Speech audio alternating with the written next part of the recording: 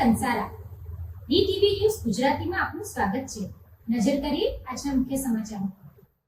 નાનાપોડા સ્થિત એન.આર. રાઉત હાઈસ્કૂલ ખાતે આંતરરાષ્ટ્રીય યોગ દિવસ નિમિત્તે તાલુકા કક્ષાની ભવ્ય ઉજવણીનું આયોજન કરવામાં આવ્યું હતું।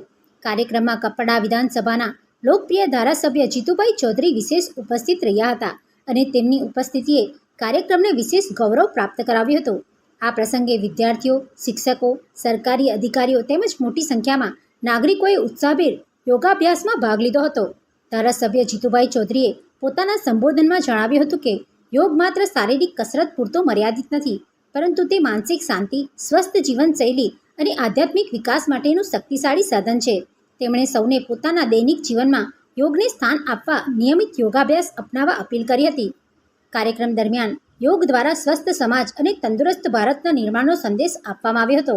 ઉપસ્થિત મહાનુભાવો અને નાગરિકોએ નિયમિત યોગાભ્યાસ કરવાનો સંકલ્પ વ્યક્ત કર્યો હતો।